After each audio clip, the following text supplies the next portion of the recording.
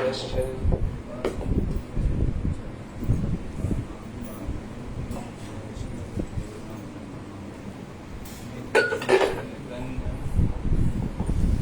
नित्यानंद श्री अद्वैत गदाधर श्रीवासदि गौर भक्त वृंद। हरे कृष्णा कृष्णा कृष्णा हरे हरे, हरे राम राम राम हरे हरे। सर्वप्रथम अपने दीक्षा गुरुपाद पद्म श्रीपाद भक्ति वेदांत सिद्धांत गोस्वामी महाराज जी एवं शिक्षा गुरु श्रीपाद माधव प्रिय प्रभु जी के चरण कमलों में अनंत कोटि दंड प्रणाम ज्ञापन करते हुए नित्य लीला प्रविष्ट श्रीमद भक्ति वेदांत शिल नारायण गोस्वामी महाराज, नित्य लीला प्रविष्ट श्रीमद भक्ति विज्ञान शिल भारती गोस्वामी महाराज, नित्य लीला प्रविष्ट श्रीमद भक्ति प्रमोद पुरी गोस्वामी महाराज जी के चरण कमलों में अनंत कोटि दंड प्रणाम ज्ञापन करता हूँ। तत्पश्चात यहाँ उपस्थित श्रीपाद भक्ति वेदांत श्रीधर महाराज जी के चरण कमलों में मेरा अनंत कोटि दंड प्रणाम एवं यहाँ उपस्थित सभी वैष्णवियों को मेरा यथा योग्य दंड प्रणाम। महाराज जी ने आदेश किया है कि कुछ बोलना है, तो हम पुरुषोत्तम मास के बारे में सुन रहे थे कि किस प्रकार ये 5वां दिन है, 4 दिन हो चुके हैं पुरुषोत्तम मास को, और ये पुरुषोत्तम मास कितना महत्वपूर्ण है एक भक्त के जीवन में। जो मास जिसको सबने ही निकाल दिया था, जो 12 मास में नहीं आ पाता, जिसको सबने तिरस्कार कर दिया था, वो मास किसके पास गया? शरणागत हुए भगवान नारायण के पास, और नारायण उनको लेके गए कृष्ण के पास कि वो मास बोल रहा है कि मेरे को कोई भी स्वीकार नहीं कर रहा है। तो यहाँ पर किसने स्वीकार किया फिर उनको? भगवान कृष्ण ने। हम सुनते ही हैं कि किस प्रकार जो इस मास का नाम था वो था मल मास, अधिक मास, और उसका मास भगवान ने अपने ही नाम के ऊपर उसको नाम दे दिया। उन्होंने हर एक वस्तु के अंदर उन्होंने अपना अस्तित्व डाला और बोला कि जो भी इस महीने में जो भी सारी चीजें हैं, सूर्य, जितने भी सारे जो देवी देवता हैं, वो सारे परीक्षित महाराज हैं। परीक्षित महाराज जी जब उनको श्राप लग गया, श्राप लगने के बाद वो क्या सोच रहे हैं? श्राप लगने के बाद वो सोच रहे हैं कि मैं कितना सौभाग्यशाली हूँ। कैसे सौभाग्यशाली? कि मुझे पता चल गया कि मेरे पास कितने दिन हैं और बचे हुए इस जन्म के, जिसमें उनको श्राप क्या मिला कि 7वें दिन उनकी मृत्यु हो जाएगी। तक्षक नाग आएगा और उनको डस के उनकी मृत्यु हो जाएगी। तो ये जानकर जो भक्त है कि अरे वाह, मेरे को समय पता चल गया। किसी को नहीं पता चलता। हम सब लोग सोचते हैं, सब देखते भी हैं कि किस प्रकार लोग मर रहे हैं, और कोई भी उम्र नहीं है मरने की। बतलाते हैं शास्त्र में कि बूढ़ा कौन है, वृद्ध कौन है। कौन है वृद्ध? जो सिर्फ मृत्यु के बहुत निकट है, लेकिन किसी को पता नहीं कब मृत्यु आएगी। और सबको ही शमशान में जाके भी सब कुछ देखने के बाद भी एक छोटे समय के लिए वैराग्य आता है। फिर व्यक्ति सोचता है कि मैं तो नहीं मरूंगा, बाकी सब मर रहे हैं ठीक है, लेकिन मैं नहीं मरूंगा, मन में ये रहता है। तो इस प्रकार परीक्षित महाराज जी जब वो वापस अपने महल में आए, जब उनको ये सूचना मिली कि किस प्रकार श्रृंगी ऋषि ने उनको श्राप दिया है, तो वो बड़े ही खुश हो रहे हैं, बड़े ही प्रसन्न हो रहे हैं, और सोच रहे हैं कि भगवान ने कितना सुंदर ये आयोजन किया है मेरे लिए, जिसमें मैं अपने घर से आसक्त था, अपने राज्य से आसक्त था, हर चीज से आसक्त था, और लास्ट में भगवान ने मेरे को क्या ऐसा आयोजन कर दिया, ऐसा मेरे को सौभाग्य प्रदान कर दिया कि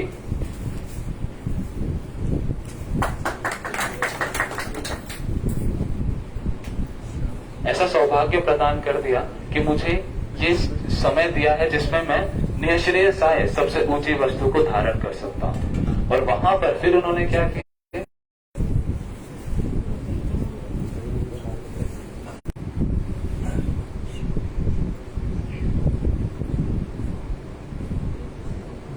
तो उस प्रकार जब उनको ये सूचना मिली तब उन्होंने क्या किया, एक भी मुहूर्त, एक भी क्षण लगाए बिगड़ वो कहाँ चले गए? वो चले गए गंगा के तट पर। गंगा के तट पर जाकर उन्होंने आश्रय लिया गंगा का। कौन है गंगा? गंगा भगवान का चरणामृत है। वो चरणामृत जो ब्रह्मा जी, शिव जी भी अपने सिर पे धारण करते हैं। तो ऐसी गंगा का आश्रय करके परीक्षित महाराज जी ने संकल्प लिया। क्या संकल्प लिया? कि मैं अनशन करूंगा, अनशन करूंगा अपने मृत्यु तक। और अनशन में फिर वो क्या करेंगे? सिर्फ अनशन, सिर्फ उपवास। उपवास करने का अर्थ इसमें बतलाते हैं कि उपवास सिर्फ ये नहीं कि मैं कुछ खाऊंगा नहीं, कुछ पीऊंगा नहीं। उपवास मतलब उपवस्तु के निकटवास। उपवास मतलब उपवस्तु के निकटवास। उप कौन है?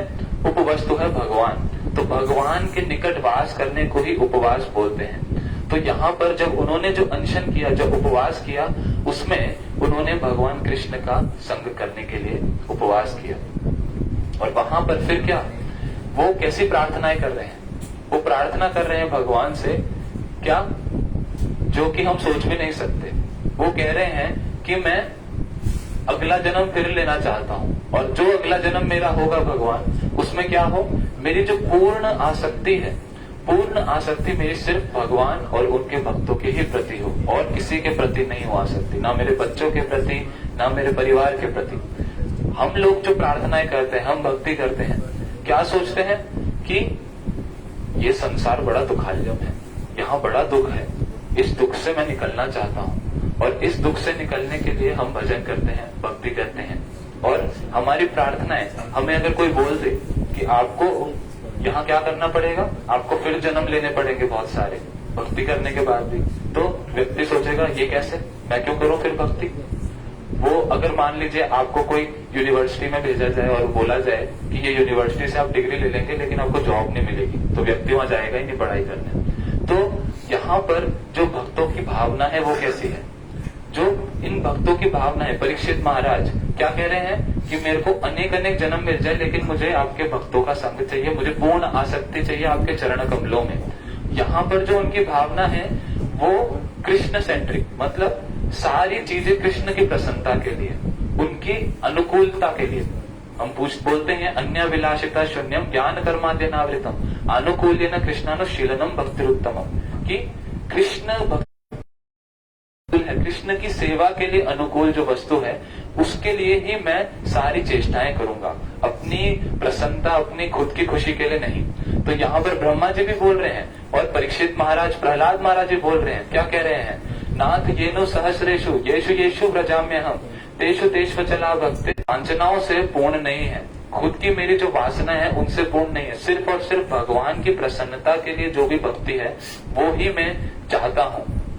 और जन्म जन्मांतर, श्रील भक्ति विनोद ठाकुर भी क्या कह रहे हैं? कीट जन्म यह यथा तुआ दास बहिर्मुख ब्रह्मा जन्मे नहीं आश, कि मैं कीट जन्म, जो कीट के योनि में भी मैं जन्म लेने को तैयार हूं यदि वो आपके चरण कमलों के तरफ आकर्षित है। और ब्रह्मा का पद भी मेरे को नहीं चाहिए यदि वो आपसे बहिर्मुख है, आपसे बहिर्मुख है भगवान।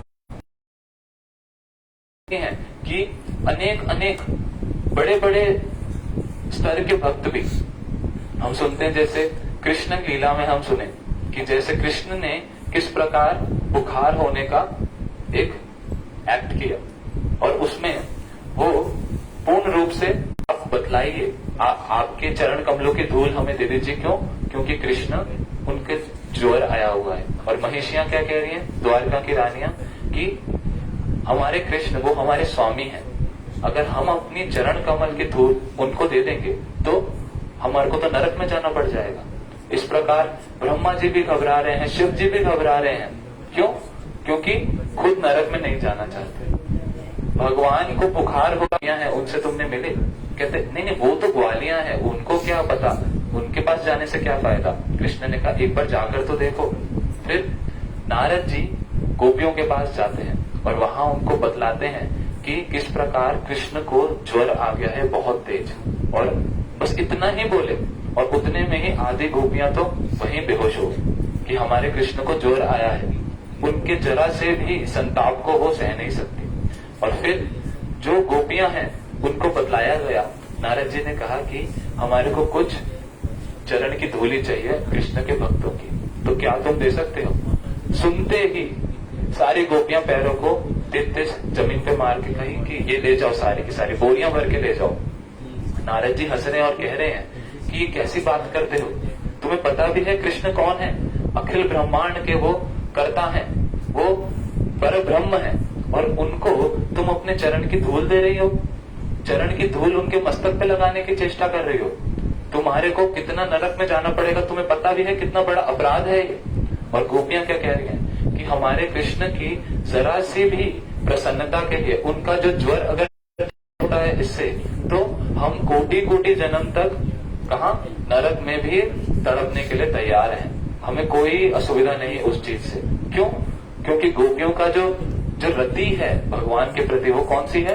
समर्था रति। यहाँ पर शास्त्र बताते हैं 3 प्रकार की रति होती है। समर्था रति, सुंदर, और वो सुंदरता देखते ही कुब्जा का हृदय उनके ऊपर आ गया। और फिर अब यहाँ पर जो कुब्जा का जो हृदय है, कुब्जा की जो भावनाएं हैं, वो किसको लेकर है? कि मेरा स्वसुख, कृष्ण इतने सुंदर हैं, मैं उनका भोग करूंगी। तो ये जो अब यहाँ पर भी बड़ा ऊंचा स्तर है। क्यों? क्योंकि जो उनका आकर्षण हुआ किसके प्रति हुआ? भगवान के प्रति आकर्षण हुआ। हमारी तरह नहीं, जो आकर्षण किससे होता है? अलग अलग प्रकार की जड़ीय वस्तुओं से आकर्षण होता है, भगवान से आकर्षण नहीं होता। तो कुब्जा का भी जो स्तर है बहुत ऊंचा, किंतु उसके बाद जो वो रति है वो कौन सी? साधारणी रति।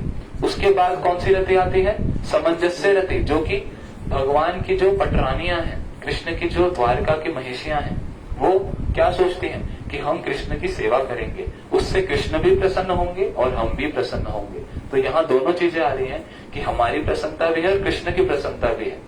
उसके बाद आता है समर्था रति, जहां पर गोपियों की इतनी निर्मल और शुद्ध भावना, श्री चैतन्य महाप्रभु बतला रहे, आश्लिष्य वा पादरताम पिनष्टो माम अदर्शनान मर्महताम करोतु वा यदा तथा वा विदधातु लंपटो मत प्राणनाथस्तु सन एव नागरा। जिसमें गोपियां कह रही हैं कि हे भगवान, ओ कृष्ण, आप हमारे को अपने पैरों हृदय तोल रोन दीजिए, और आप हमारे को दर्शन भी ना दीजिए, आप हमारे समक्ष ही और अन्य अन्य गोपियों के पास चले जाइए, लेकिन हमारे प्राणनाथ सिर्फ आप हैं।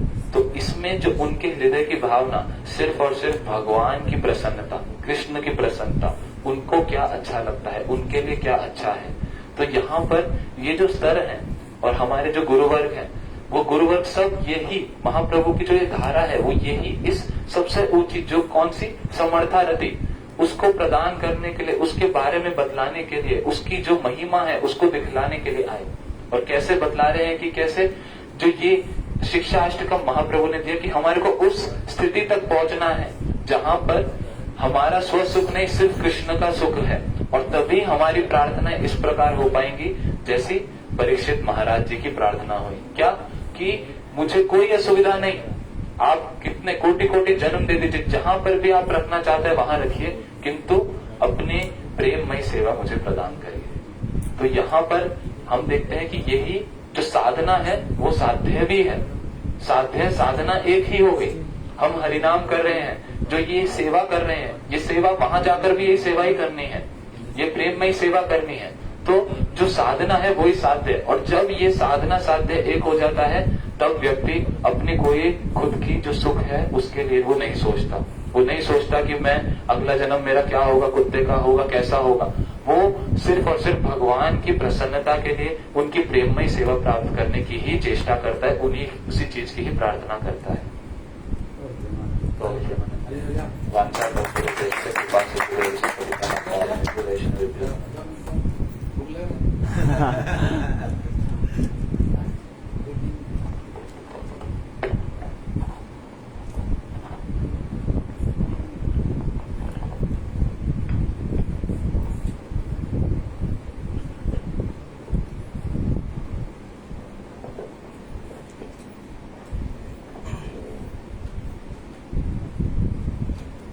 वन्देऽहं श्रीगुरो सुजतपदकमलं श्रीगुरोर्वैष्णवांश्च श्रीरूपं साग्रजातं सहगण रघुनाथनुतं तं सजीवं साद्वैतं सावधूतं परिजनसहितं कृष्ण चैतन्यदेवं श्री राधा कृष्ण पदानि सहगण ललिता श्री विशाखावतांश श्री कृष्ण चैतन्य प्रभु नित्यानंद श्री अद्वैत गदाधर शिवासदि श्री गौर भक्त वृंद।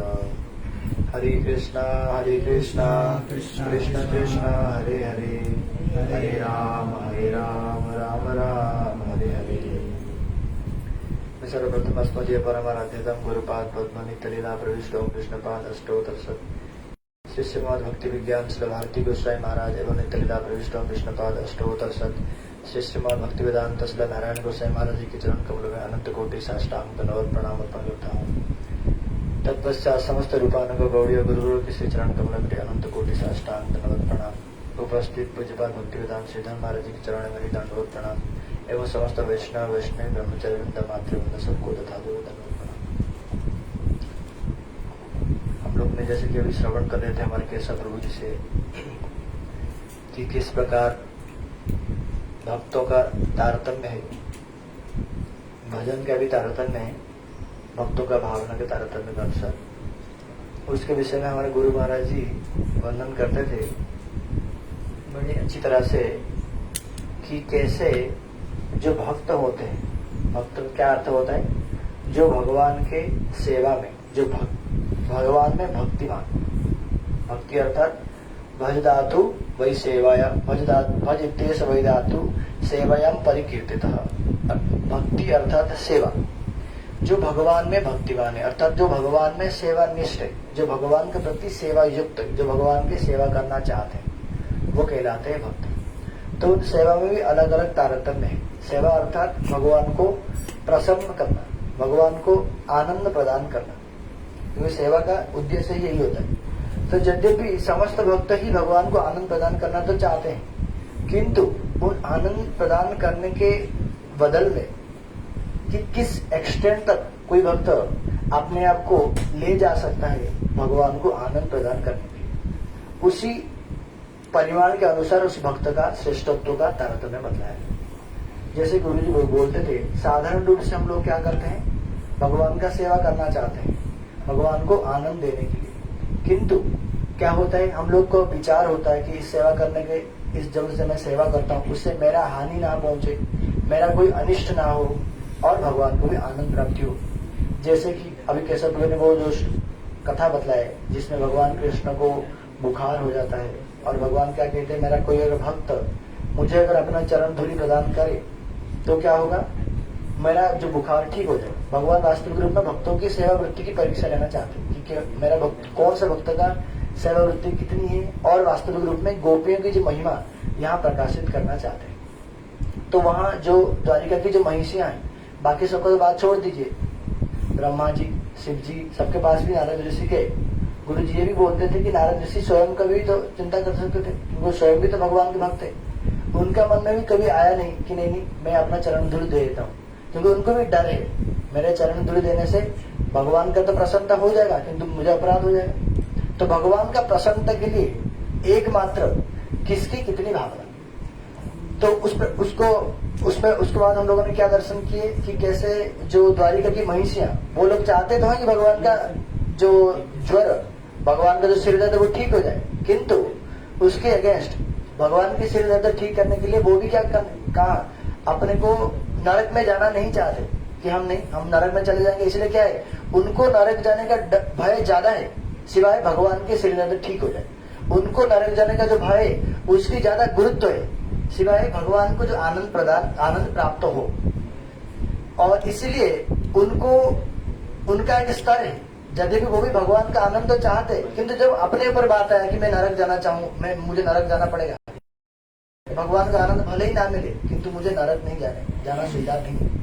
वास्तविक रूप में अगर हम लोग देखेंगे, हम सब लोग का स्थिति भी इस तरह ही है। हम लोग भगवान का सेवा तो करना चाहते हैं, किंतु क्या सेवा करने के लिए कुछ भी करना पड़ जाए, क्या इस तरह हम लोग तैयार है? नहीं। गुरु जी बोलते थे और एक श्रेष्ठ भक्तता है, उस कमरे के अंदर सिर्फ एक ही व्यक्ति रह सकते। तो यदि थक गए, ऐसा लीला अभिनय किया उन्होंने कि कमरे का जो दरवाजा था, जहाँ अंदर जाने का रास्ता था, उस दरवाजे के सामने ही सो गए, अंदर ही सोए, दरवाजे के सामने ही सो गए, ताकि अगर कोई व्यक्ति चाहेगा भी तो अंदर नहीं जा सकता। और प्रतिदिन गोविंद प्रभु का सेवा था। चैतन्य महाप्रभु जब प्रतिक्रिया नहीं आ रहा था, फिर क्या कह रहे, नहीं एक काम करो, तुम सेवा करो या ना करो, किंतु मैं तो थक गया हूँ, मैं और यहाँ से हिल ही नहीं सकता। आपको ऊपर है, आप सेवा करें या ना करें। अब गोविंद प्रभु विधा में पड़ गए, अब क्या करें, महाप्रभु को सेवा छोड़ के तो मैं रह नहीं सकता, किंतु सेवा करूंगा कैसे, उधर जाए बिना सेवा भी नहीं कर सकता, और उधर अगर जाऊंगा तो कैसे जाऊंगा, महाप्रभु को लांग के जाना पड़ेगा। और प्रभु साक्षात रूप से मेरे जो सेव्य साक्षात भगवान भी है, उनको लांग के कैसे जाऊं, क्योंकि जो बताया गया शास्त्र में, जो श्रेष्ठ व्यक्ति है, उन श्रेष्ठ व्यक्ति का जो छाया है, उन छाया को भी लंघन नहीं करनी चाहिए, क्योंकि छाया क्या होता है, शरीर से भी अभिन्न माना जाता है एक तरफ से, इसलिए छाया को लंघन करने से भी अपराध होता है। जब छाया को लंघन करने की बात मना किया गया है, तो मैं स्वयं महाप्रभु मेरे सेव्य, मैं उनके चरण के धूलि में अपना मस्तक पर धारण करूंगा, या मेरे जो पैर के धूल उनको दूंगा। इसलिए क्या किए, लांग करके चले गए, चल करके महाप्रभु का चरण सेवा तो कर लिए, किंतु और इधर आ नहीं पाए, सुबह तक वही बैठे रहे। जब सुबह चैतन्य महाप्रभु उठे, देखे अरे गोविंद तुमने अभी तक यही हो, गए नहीं अभी, नहीं महाप्रभु मैं गया नहीं। मैं क्यों नहीं गया, मैं प्रभु मैं कैसे जाऊं, आपको लांग करके तो जा नहीं सकता, मैं फिर आया कैसे, मैं आपको लांग करके आ गया। तब फिर उसी तरह चले जाता, जैसे आया था उसी तरह चले जाता। उस समय गोविंद प्रभु कुछ बोले भावना को समझ करके श्री कृष्णदास कविराज गोस्वामी पाद ने वहां एक पया का रचना की कि सेवा मोर धर्म, सेवा ही मोर कर्तव्य, चाहे नरक हो बास। कि प्रभु अर्थात हृदय में ये सोच रहे कि प्रभु मैं जो आया था लांग करके आपको ऊपर, भावना गोविंद प्रभु के अंदर था, जो कि ये भावना किसमें नहीं था, जो महिषी द्वारिका की जो महिषी रुक्मिणी सत्यभामा उनके अंदर ये भावना नहीं था। वो भी चाहते थे कृष्ण का आनंद प्रदान, वो भी चाहते थे, वो भी चाहते हैं कि प्रभु का क्या हो, जो सिर दर्द है वो ठीक हो जाए, किंतु उसके लिए हम नरक जाएंगे वो तैयार नहीं है।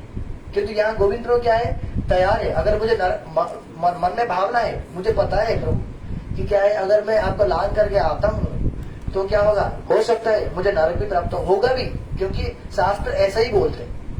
किंतु मेरा सेवा मेरा धर्म है, आपको आनंद प्रदान करना, आपकी सेवा करना मेरा धर्म है। इसलिए अगर मुझे नरक भी जाना पड़ जाए तो उसके लिए मैं तैयार हूँ। कि तो फिर चले भी जाता उस तरह का ना प्रभु, अगर मैं जाता तो किस लिए जाता, आपकी सेवा के लिए तो जाता है।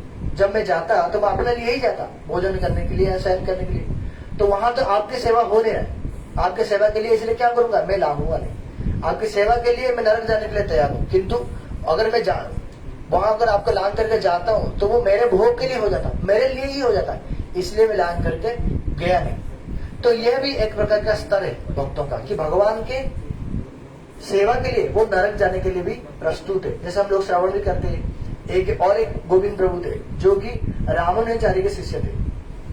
रामानुजाचार्य के जो गुरु थे शैलपुत्र, उनके एक शिष्य थे, उनका नाम भी गोविंद प्रभु था। उनका भी इस तरह का ही कथा सुनाई देता है।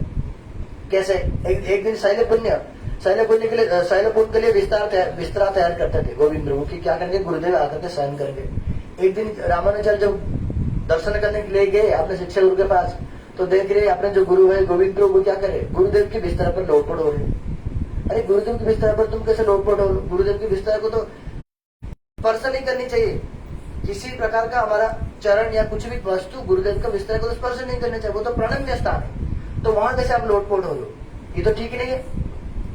गोविंद प्रभु बोले नहीं प्रभु जी, क्या है कि मेरे गुरुदेव को मैं देख रहा था कि जो बिस्तर सही से लगा है या नहीं है, मेरे प्रभु को ठीक से आनंद आएगा। हर रोज मेरे बिस्तर लगाते हो मैं आने से पहले, तो बिस्तर में लोटपोट होते हो ना, हाँ गुरुदेव को लोटपोट होता हूँ ना, तुम्हें शास्त्र पता नहीं, गुरुदेव के बिस्तर पर अगर लोटपोट होते तो नरक जाने पड़ते, तुम्हें शास्त्र पता नहीं है ना। गुरुदेव आपकी कृपा से मुझे पता है शास्त्र, किंतु क्या है आपके सुख के लिए, अगर आपका क्षण मात्र के सुख के लिए अगर मुझे अनंत काल के लिए भी नरक में जाना पड़े तो मैं उसके लिए प्रस्तुत हूँ।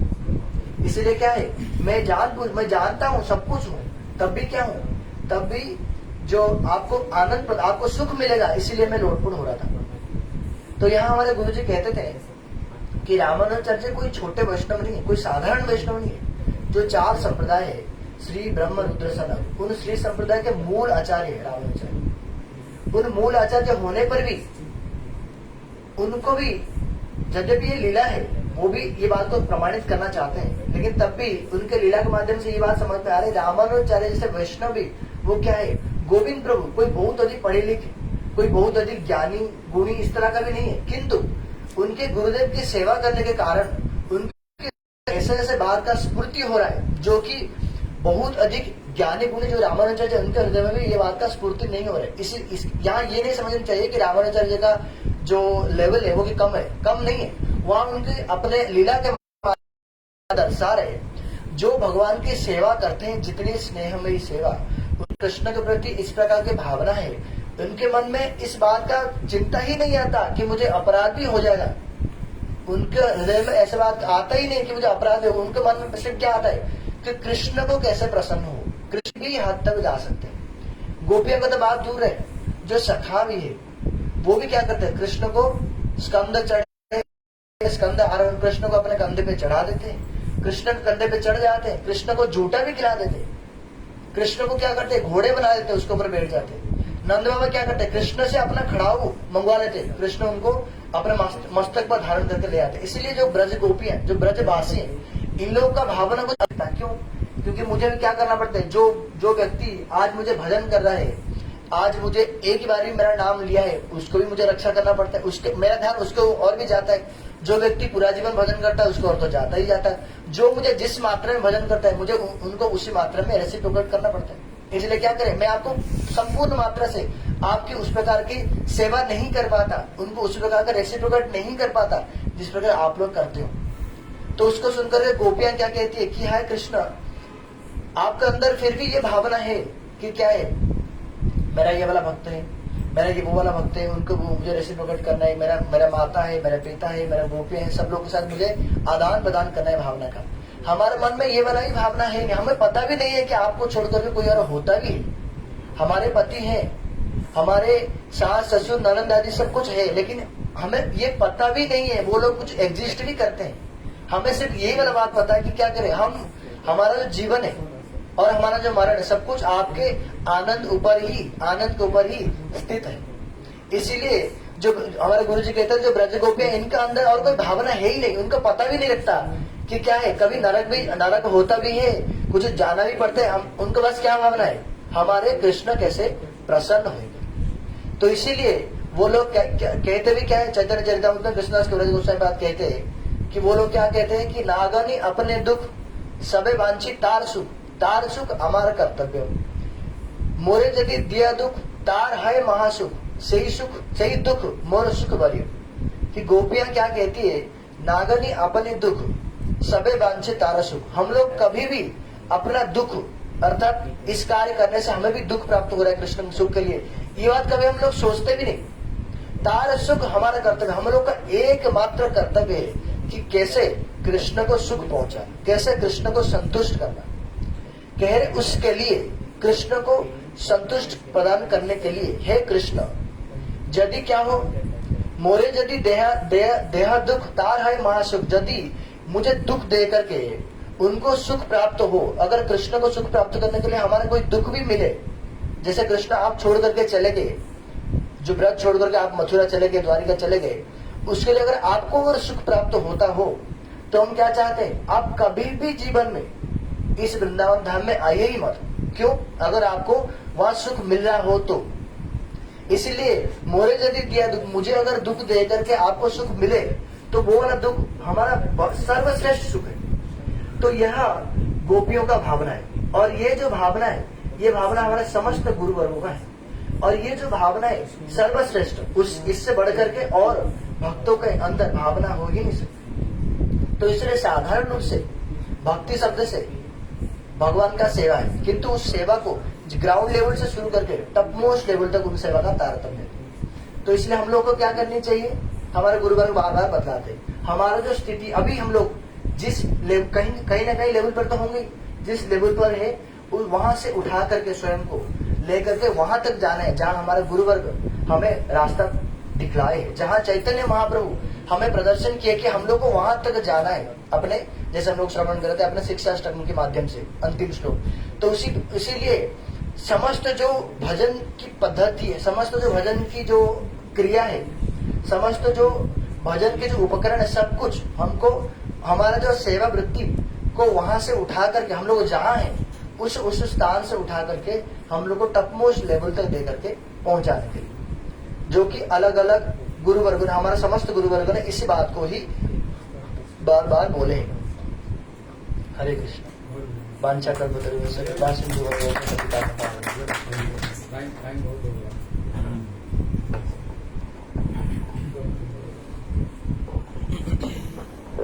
हरे कृष्ण हरे कृष्ण कृष्ण हरे हरे, हरे राम राम राम। जोर से बोलो, बोला हरे कृष्णा कृष्णा कृष्णा हरे हरे, हरे राम राम राम हरे हरे। सर्वप्रथम मेरे गुरुपाद पद्म नितलीला प्रविष्ट विष्णु पाद अष्टोत्तर शतश्री श्री श्री माधव भक्ति श्री रूप सिद्धांत गोस्वामी महाराज के चरणों कमल में अनंत कोटि साष्टांग दंडवत प्रणाम करता हूँ। तत्पश्चात मेरे शिक्षा गुरुपाद पद्मा नितलीला प्रविष्ट विष्णु पाद अष्टोत्तर शतश्री श्री श्री माधव भक्ति वेदांत श्रील नारायण गोस्वामी महाराज श्रील भक्ति विज्ञान श्रील भारती गोस्वामी महाराज के चरण सरोज में श्रद्धा पुष्पांजलि अर्पण करता हूँ। उपस्थित समस्त वैष्णवियों को जथा हरे कृष्ण। हाँ, अभी लोग हम बहुत अच्छी बात सुन रहे हैं। ये सब विचार है ना, इसलिए हम ये विचार को थोड़ी बहुत स्पर्श कर रहे हैं, क्योंकि हम लोग ने श्रील भक्ति वेदांत श्रील नारायण गोस्वामी महाराज की धारा में आए। पहले एक बार ताली बजाओ उसके लिए। ये हमारी मतलब संस्था को छोड़ करके, हमारी महाराज की जो लाइन में आए इनको छोड़ करके ये बात आपको कहीं भी इतने उच्च विचार कहीं नहीं मिलेगा। लेकिन ये बच्चों ने ये सब चीज को जो बोलने के लिए जो कोशिश किया, इनके लिए ताली बजाओ, इनके लिए ताली बजाओ। इन लोगों ने कम से कम इन विचार को समझ पाए, समझ पाए तो उसको कहीं पाने के लिए हम चेष्टा करते हैं। अगर चीज को अगर स्पर्श नहीं करे कहाँ हम प्राप्त कर सकते हैं। इसलिए गुरुदेव ने उनको गुरुदेव का आर्टिकल है गुरु सेवा। तो उसमें पहले उन्होंने गुरु प्लस सेवक ध्रुव प्लस सेवक नाम पर अधम सेवक। इसलिए गुरुदेव किसका उदाहरण देते हैं? अधम सेवक का। किसका उदाहरण देते हैं? एकलव्य का उदाहरण देते हैं। ये तो शिष्य था, लेकिन गुरु जी को अपमान करते हुए गुरु जी का बगैर आदेश से उन्होंने गए द्रोणाचार्य जी को मूर्ति बना लिया और सर्व विद्या में पारंगत होने पर गुरुदेव क्या हम लोग कार्य कर लेंगे। बोले क्यों? बोले अगर गुरु जी की आज्ञा को अपमान न करते हुए कुछ भी करोगे वो तुम्हारी निष्फल है, वो तुम्हारी निष्फल हो जाएगा। फिर उन्होंने तामसी गुरु सेवा बताई, इसको कर्ण जी को उन्होंने उदाहरण दिया। ये भी गुरु जी को धोखे दे करके उन्होंने विद्या को उन्होंने अर्जन किया। बताओ कर्ण कितना बड़ा ये नहीं था, पराक्रम नहीं था, लेकिन गुरुदेव को चूंकि धोखे दिए हैं इसलिए उसको भी लास्ट में धोखे में पड़े, वो भी धोखे में पड़े। अंतिम समय में जब युद्ध हो रहा था अर्जुन के साथ में क्या हुआ, उसको सारे विद्या खत्म हो गया, क्योंकि गुरुदेव को उसने धोखे दिए हैं। इसलिए गुरुदेव ने तामसी, सात्विक, राजसी और उन्हें निर्गुण, निर्गुण में भी सर्वश्रेष्ठ जो गुरु सेवा बताए तो उनमें से लास्ट में उन्होंने श्री रूप गोस्वामी का उदाहरण देते हैं, श्री रघुनाथ दास गोस्वामी का उदाहरण देते हैं। गुरु सेवा इन लोगों ने कैसे किया है, इसलिए कहता रूप मंदिर सभी प्रतिता पुरस्मी गुरुदेव श्री जो विलाप पुष्पांजलि श्लोकों को उद्धृत गुरुदेव करते हैं।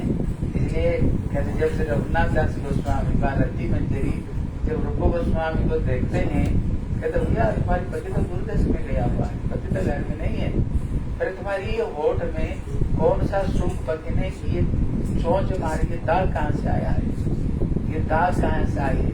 और जब उन्हें देख करके गुरुदेव कहते जब गुरुदेव जब रघुनाथ रूप मंजरी को देखकर मुस्कुरा देते हैं, कोई इनका गुरु सेवा, वही इनका गुरु सेवा होगी। मतलब गुरुदेव बड़ी हाई फाई बात गुरुदेव कहते हैं, यही गुरुदेव का सम्मान प्रणाम करना सब कुछ हो गया। इसका मतलब जो मंजरी भाव है, कभी ये मंजरिया कृष्ण को साथ में मिलना नहीं चाहते, मिलना नहीं चाहते, लेकिन जब राधा रानी को साथ में कृष्ण मिलते हैं उसका सारी जो प्रतिबिंब इनके अंदर में अपने आप प्रकाशित होता है, अपने अपने आप प्रकाशित होता है। इसलिए सारे जो रस आनंद है तो सबके सब किसको मिलता है? ये मंजरी को प्राप्त होता है। इसलिए गुरुदेव ने बहुत अच्छी अच्छी स्टेज बाय स्टेज मैंने बहुत अच्छी अच्छी बात बताई। इसलिए हम बहुत बड़े भाग्यवान हैं जो महाराज की कम से कम महाराज की शरण में आए और रूप गोस्वामी का तिथि पर जो इतने सुंदर सुंदर रूप गोस्वामी का विचार को हमें सुनना मिलता है, ये सब हमारे बहुत बड़ी भाग्य की बात है। चलो भक्ति वेदांत नारायण गोसाई महाराज, इसलिए हम बड़े भाग्यवान। और 2 मिनट कथा सुन लेते। इसलिए ब्रह्म स्तुति में एक श्लोक है, ब्रह्मा जी कहते बोले ज्ञान प्रयास मुदुपास्य नमंत एव जीवंती सन्मुखरीतम भवदीय वार्ताम स्थाने स्थिताम श्रुतिगताम तनुवाम मनोवी जे प्रायस अजीत अजितोपि स्त्रैलभ्या।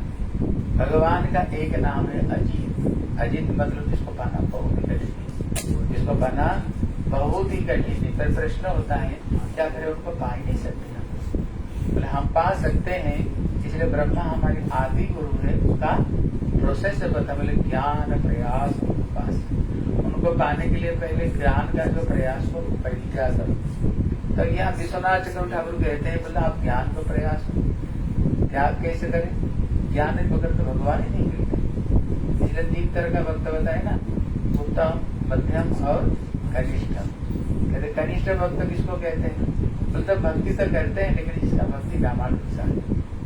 कई भक्ति करते हैं और कई भक्ति नहीं करते। कभी इच्छा हो तो माला कर लिया, नहीं तो माला जहाँ के तहाँ लटक रहा है, और माला जहाँ तहाँ लटक रहा है। इसलिए कभी करता है कभी की रामानुसार। कहते मध्यम भक्त कौन है? कहते अपना साधन भजन तो ठीक से कर देता है लेकिन वो दूसरों को समझा नहीं सकता है, लेकिन अपना साधन भजन को ठीक कर देता है। बोले उत्तम भक्त कौन है? बोले स्वयं जो भक्ति करते हैं दृढ़ता पूर्वक, लेकिन अपना कथा को द्वारा क्या कर दूसरों के हृदय में भी भक्ति को जो संचार कर देते हैं। स्वयं भक्ति करते हैं, दूसरों को भी भक्ति में उनको जो लगाते हैं उत्तम भक्त। यहाँ पर कहते हैं आप कहते हो ज्ञान के प्रयास छोड़ दो, ज्ञान पर भक्ति नहीं होता। अब ज्ञान की चेष्टा छोड़ने के लिए कैसे बता दो? बोले यहाँ पर जो ज्ञान की बात बताया, जो जीव ब्रह्म को जो ज्ञान है, जीव लोग और ब्रह्म ज्योति में जो लीन होना चाहते हैं, इसलिए तत्पदार्थ तम पदार्थ और जीव ब्रह्म को 3 तरह का ज्ञान है। कहते ये जो ज्ञान को परित्याग करने के लिए उन्होंने बताया ज्ञान प्रयास मुदुपास्य नमंत एव जीवंती सन्मुखरीतम भवदीय वार्ताम। अरे हमें करनी क्या चाहिए? बोले भक्तों की चरण में रहो, भक्तों के श्री चरण में रहो। स्थाने स्थिता, बोले कहाँ पर रहनी चाहिए? बोले भक्तों की शरण में ही रहो। अपना स्वतंत्र रूप में भजन नहीं करनी चाहिए, अपना स्वतंत्र भजन की इच्छा छोड़ देनी चाहिए। अपने आप हम भजन करेंगे, गुरु जी की कोई जरूरत नहीं, वैष्णव की कोई जरूरत नहीं। हम तो अपने आप भगवान की भजन अपने आप कर लेंगे भैया। अपने आप कोई भजन नहीं होता है। गुरु वैष्णव के अनुगत्य के बगैर भजन, स्वतंत्र रूप में भजन जीरो है। स्वतंत्र रूप में जो भजन करना चाहते हैं वो कभी सक्सेसफुल नहीं हो सकते। इसलिए गुरु जी की अनुगत्य में ही भजन, वैष्णव की अनुगत्य में ही भजन करनी चाहिए। बोले स्थानीय स्थिता, बोले कहाँ पर रह कर भजन करो? बोले जहाँ पर गुरु वैष्णव रह करके जिनकी मुखार बिंद से कृष्ण कथा रूपी मंदाकिनी की नदी जहाँ प्रवाहित होते हैं वहीं पर रहो। यहाँ स्पष्ट रूप में विश्वनाथ चक्रवर्ती ठाकुर कहते हैं, कोई कहते ना आज उधर चलो, कोई उधर चलो, कोई उधर चलो, घूमने चलो, इधर चलो, मना कर देते ज्यादा घूमो मत। इसलिए कहते जेखाने वैष्णवगण सही स्थान वृंदावन। वृंदावन कहाँ पर है? जहाँ पर वैष्णव लोग है। कहते गिरि तथा गोवर्धन भूमि तथा वृंदावन, वहीं पर गिरिराज, वहीं पर राधा कुंड, वहीं पर श्याम कुंड है। हाँ, इसलिए कहते हैं मन तुम्हें तीर्थ सदा रत। क्या चाहते हो? तीर्थ घूमेंगे, अयोध्या, मथुरा, माया, वहाँ बोले से सकल तब भ्रम निरर्थक परिश्रम चित्त स्थिर तीर्थ नहीं करे तो भ्रम तुम्हारी तीर्थ जाने पर कल्याण हो जाएगा। तीर्थ से कोई लाभ होने वाले नहीं। इसलिए जथा वैष्णवगण से स्थान वृंदावन, जहाँ पर उनकी कथा रूपी गंगा बहती है उसी में ही गोता लगाते रहो। है वैष्णव सेवन और व्रत, वैष्णव सेवा। इसलिए स्थानीय स्थिता, जहाँ पर हरि कथा हो रही वहीं पर रह करके क्या करो? हरि नाम क्या भगवदीय वार्ता, बोले कथा किसके सुने, बोले भक्त और भगवान की कथा सुने। भक्त और जैसे भागवत उसमें क्या है, भगवान और भक्तों की कथा ये भागवत में है। इसलिए कहते स्थान स्थिताम श्रुतिगताम तनुवांग मनोपि, कथा कैसे सुना, बोले काय मन और वाक्य, ये तीनों से कथा सुननी चाहिए। बोले शरीर से थोड़ी कथा तो कान से सुन रहे, बोले शरीर से कथा सुनने के लिए क्यों कह रहे, बोले जहाँ पर हरि कथा हो रही है जब वहां पर जाओ, ऐसे नहीं जाकर बैठिए, वहां जाकर क्या करो, जो कथा स्थली को पहले प्रणाम करो, कथा वाचकों को प्रणाम करो, कथा सुनने वाले इनको भी प्रणाम करो, सबको प्रणाम करो। काय मन, कथा तो मन से सुननी चाहिए, नहीं तो कथा ही नहीं सुन सकते। काय मन और वाक्य, वाक्य से कैसे, बोले जो कथा सुनते हो वो कथा दूसरे को बोलो, कथा सुना और कथा दूसरे को भी बोलो। इसलिए जा रहे देखो तारे कहो कृष्ण उपदेश हमारे आज्ञाई गुरु है या महाप्रभु कहते हैं भगवान की कथा बोलो। भगवान की कथा बोलने पर ना एक बहुत बड़ी सेवा है, ये बहुत बड़ी, इसलिए कहते हैं ना वरिदाज जगत में सबसे बड़ा दान किया, जो कृष्ण कथा में जो दान करते हैं वो सबसे बड़ा दान। इसलिए भगवान को बता जो प्रायश अपि अर्जित, कहते जो प्राय करके जिनको वशीभूत करना कठिन है, ऐसे भगवान भी वशीभूत हो जाएंगे। ऐसे तो इसलिए कहते हैं जीवंती। यहाँ पर विश्वनाथ जी बड़ी अच्छी बात कहते, बोले देखो जैसे पितापति है वो संपत्ति मिलेगा कैसे, जो संपत्ति तभी मिलेगा जब हम जिंदा रहे, अगर मरी गए तो संपत्ति मिलेगा कैसे। तो यहाँ पर विश्वनाथ जी उठा कहते हैं देखो हमारे पिताजी को हम अमृत से पुत्र, हम अमृत के पुत्र हैं। हमारे गुरु वर्गों के पास जो संपत्ति है कब हमें प्राप्त होगा, जब वो भक्ति में स्थिर रूप में रहेंगे। ऐसे नहीं मंदिर में थोड़ी सी इधर उधर हुआ, गुरु वैष्णव छोड़ करके घर में जा रहे। इसलिए हम इतने हम तो है ना, हम इतने लिखा पढ़ा करके आए, हम थोड़ी साधारण करके, अगर गुरुदेव कुछ बोल दिया ना, लंगोटी फगोटी रखो बस आगे, गुरु पे एक तरफ में रख दिया, कहते ये शिष्य नाम में ये आधार है, ये शिष्य गुरु है, शिष्य नाम में कलंक है, ये लोग सब है, ये शिष्य नाम पर कलंक है। जो गुरुदेव को छोड़ करके अपना मोटी उठा कर चलो हो गया, साधारण करके आए फिर हो गया मैं भजन। इसलिए विश्वनाथ जी क्या में लिखते हैं, या जो सहे सो रहे, जो नाश है वो नाश है।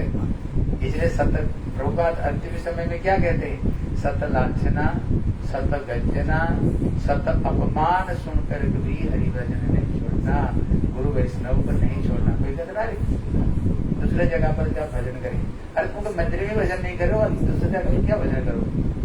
जब मंदिर में गुरु वैष्णव साथ में रहकर तुम्हारी भजन नहीं हो रही है तो घर में जाकर भजन करेगा, अकेला जाकर भजन करेगा, सोते रहोगे, खाओगे पियोगे सोओगे।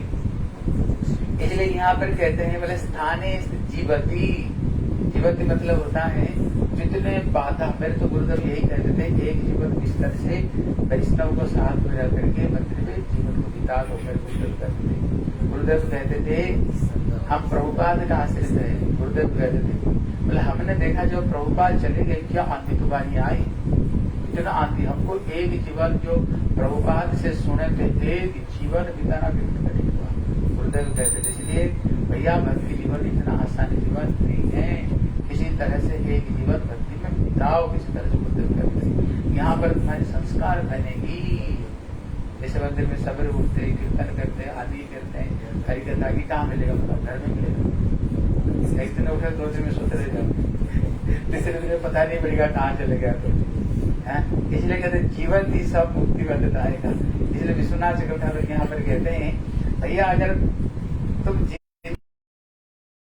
संपत्ति तुमको मिल सकती है, अब तो जिंदा ही नहीं रहा तुमको कहाँ संपत्ति मिलेगी। जब गुरु वैष्णव का आश्रय लेकर भजन करोगे तब तो मिलेगा, अगर तुमने सब छोड़ दिया मिलेगा क्या, छोड़ दिया मिलेगा क्या तुमको। इसलिए क्या करो, कहते सब मुक्ति पदे धाई भाग, कोई व्यक्ति ही को बोले ना तो महाप्रभु कहते यह है, तब उनने है शब्द बताया, बोले अभी तुम लाइन के पटरी पर आए हो, बोले क्यों आए हो, कारण यह साधु संघ की महिमा बताए। यहाँ पर क्या बताए, साधु संघ, इसलिए ना महत कृपा बिना कौन में भक्ति नहीं, कृष्ण भक्ति दूरे रहो संसार नाय है।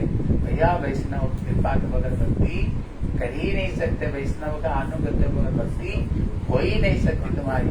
तब यहाँ पर महाप्रभु का तब है, अभी तुम लाइन पर आ गए।